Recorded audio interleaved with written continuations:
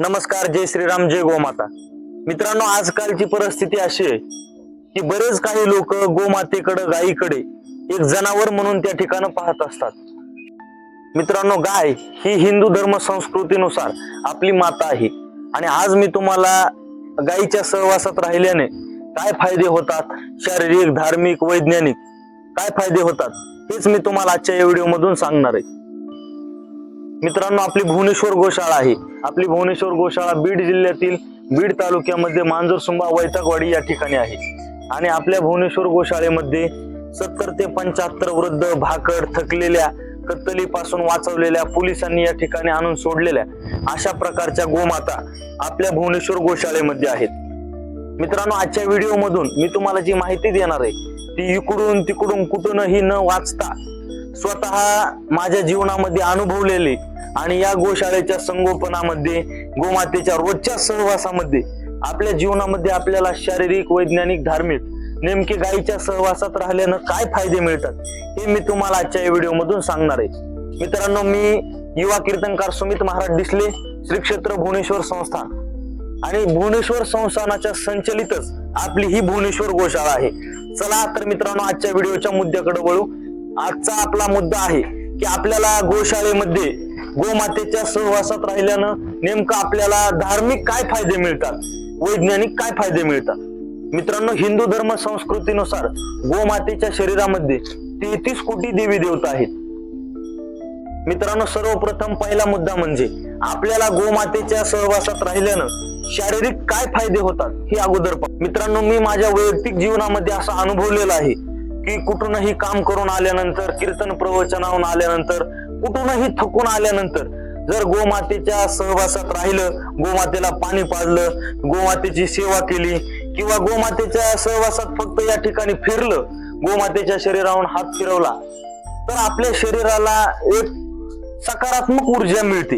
मित्रांनो, जसे की आपण आपल्या दैनंदिन जीवनामध्ये आपल्याला ताणतणाव निर्माण होतो, तो सगळा ताणतणाव आपोआप या गोमातेच्या संपर्कात आल्यानंतर आपल्याला जे वैयक्तिक जे विचारशैली आहे, आपण जो आपल्याला सारखा ताण, वेगवेगळे विचार येत राहतात, ते विचार कमी होतात आणि माणूस आपोआप या गोमातेच्या सेवेत गुंतला जातो आणि अगदी शांत अशा प्रकारचं त्याचं मन या ठिकाणी गोशाळेमध्ये आल्यानंतर होतं.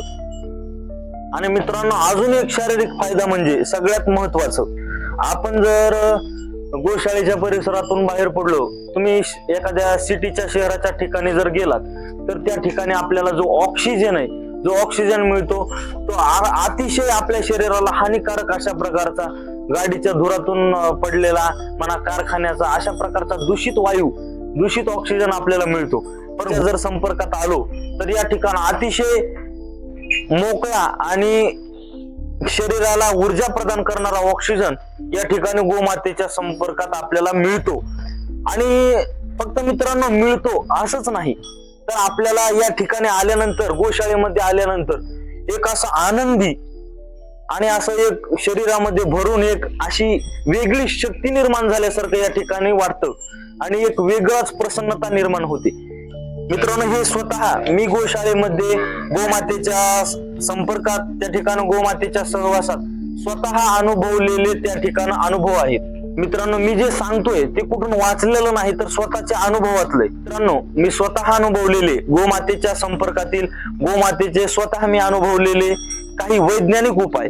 मित्रांनो, बऱ्याच वेळेस जर आपल्याला सर्दी झाली, खोकला झाला, जर आपण ताजं गोमातेचं गोमूत्र घेतलं आणि ते गोमूत्र जर सकाळ संध्याकाळ आपल्याला डॉक्टर औषध देतात त्याप्रमाणे जर आपण सकाळ संध्याकाळ एक टोपणभर जर आपण गोमूत्र घेतलं तर तुम्ही एखाद्या वेळेस तुम्ही ट्राय करून बघा, तुम्ही ते स्वतः अनुभवून पहा. ताजं गोमूत्र घ्यायचं गोमातेचं आणि सकाळ संध्याकाळ 3 ते 4 दिवस जर आपण ते गोमूत्र ग्रहण केलं तर आपोआप आपली सर्दी, खोकला अशा प्रकारच्या लहान लहान जे आपले आजार आहेत ते आपोआप बरे होतात.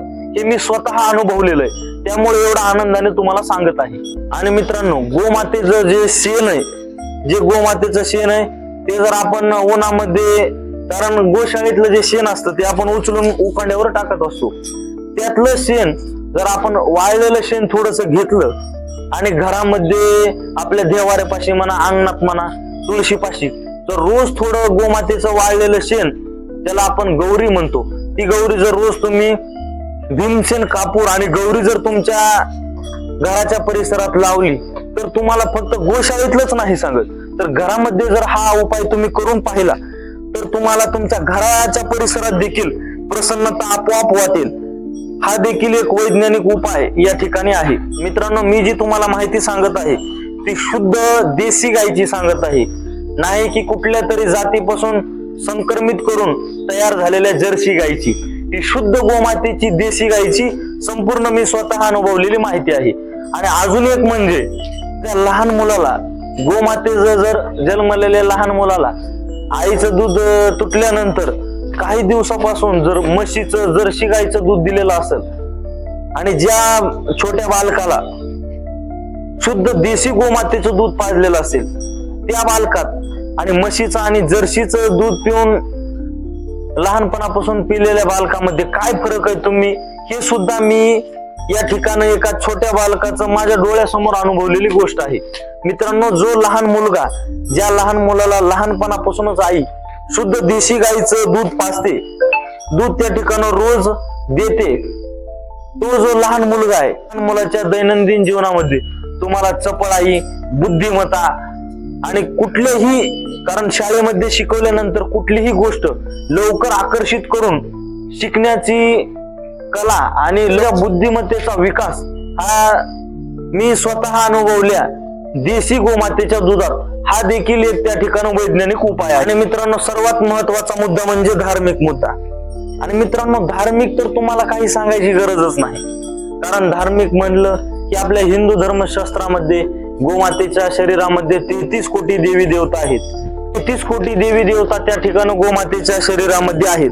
त्यामुळं आपण रोज त्या ठिकाणी गोमातेचं पूजन करणं, गोमातेच्या संपर्कात येणं आणि गोमातेचं पूजन करणं हे सर्व काही धार्मिक उपाय तुम्हाला सर्वांना माहीतच आहेत. आणि धार्मिक पूजा केल्यानं आपल्या शारीरिक, आपल्या वैयक्तिक जीवनामध्ये, कौटुंबिक जीवनामध्ये आपल्याला गोमातेचा आशीर्वाद प्राप्त होतो. सदैव आपल्या घरामध्ये भरभराटी राहते, सुख शांती समृद्धी. गोमाता जर आपल्या घरामध्ये असेल तर सुख शांती समृद्धी धनधान्य संपूर्ण काही परिपूर्ण त्या ठिकाणी गोमातेच्या, देशी गोमातेच्या असण्यानं राहतं. त्यामुळे धार्मिक फायदे, धार्मिक उपाय तुम्हाला काहीही सांगण्याची गरज नाही. मित्रांनो, आपली भुवनेश्वर गोशाळा बीड जिल्ह्यामध्ये आहे. नक्की एक दिवस आपल्या भुवनेश्वर गोशाळेला नक्कीच तुम्ही भेट द्या.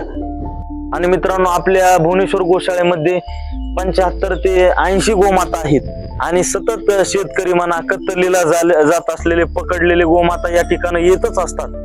त्यामुळं अशाच प्रकारचे आपले नवनवीन व्हिडिओ पाहण्याकरता आणि आपल्या गोमातेच्या, आपल्या हिंदू धर्म संस्कृतीच्या एका जीवनशैलीला फॉलो करा आणि आपल्या भुवनेश्वर गोशाळा या युट्यूब चॅनलला सर्वांनी सबस्क्राईब करा, लाईक, शेअर करा, जेणेकरून अशाच प्रकारचे नवनवीन व्हिडिओ तुम्हाला आपल्या या भुवनेश्वर गोशाळेच्या युट्यूब चॅनलवर मिळत राहतील.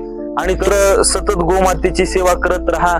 तसेच आपल्या गोमातेला देखील कारण आपल्या भुवनेश्वर गोशाळेतील गोमातेला बरेच काही गोभक्त त्या ठिकाणी दान धर्म करत असतात.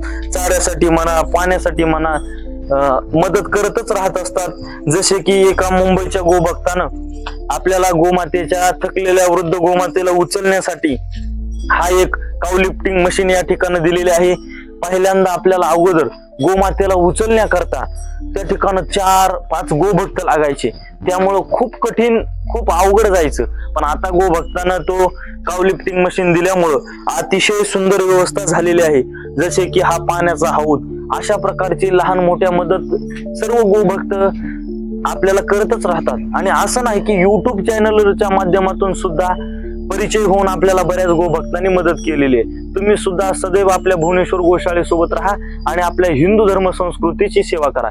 जय श्रीराम, जय गोमाता. भेटूया अशाच प्रकारच्या धार्मिक व्हिडिओमध्ये.